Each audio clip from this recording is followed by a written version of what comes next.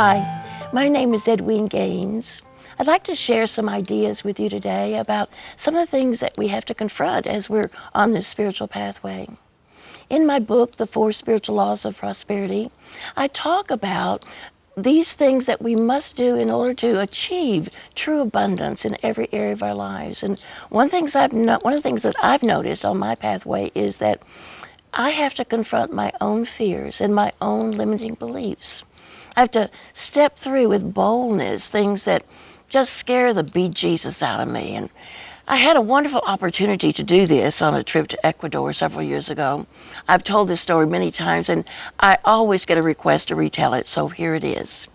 I was reading a book called Shape-Shifting, and I was fascinated with these ideas, and I wanted to know more, so I called the author. And I said, look, this is fascinating to me. Let me know some more. How can I find out more? He said, well, I'm going to Ecuador, taking a group. Come go with us. So I did. I've never been to Ecuador before, so I took off. There were 16 of us and 3 guides. And we're going down now. We land at Quito, the capital of Ecuador.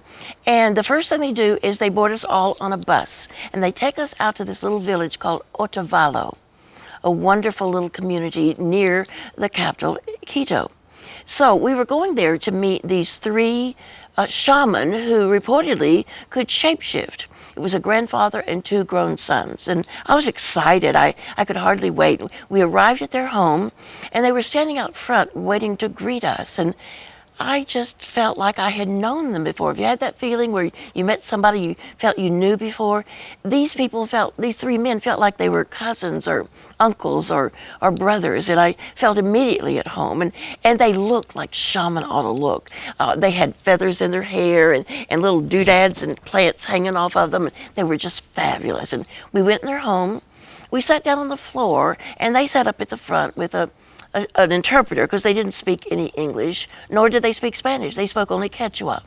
And so during the evening, we're sitting on the floor, and I'm just listening to their wonderful stories about the herbs and the plants that they use in their healing treatments, what shape-shifting meant to them, and how they serve the community as a shaman. And I was just so enjoying myself. And the evening ran down, and I thought it was time to go, so I began to, pick up all my things off the floor and put them in my tote bag. And as I was doing that, the interpreter said to the group very loudly, the shaman would like to offer any of you who would like it a healing.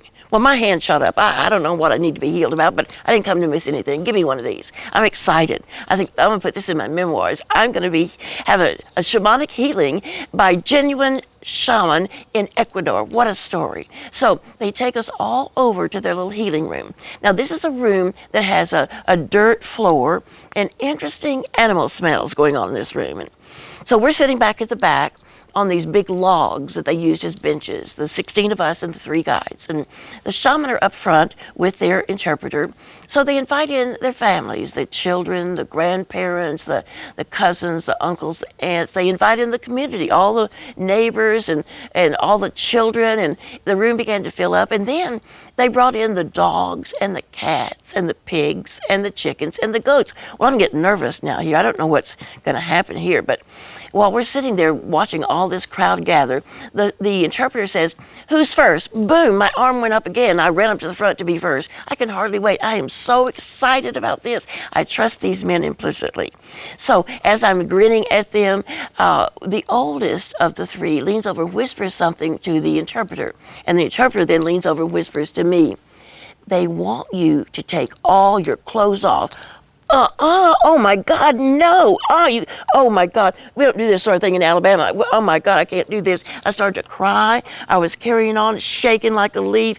Snot was coming out my nose. I could not believe I had done this to myself. I was so scared. I knew I just couldn't do this.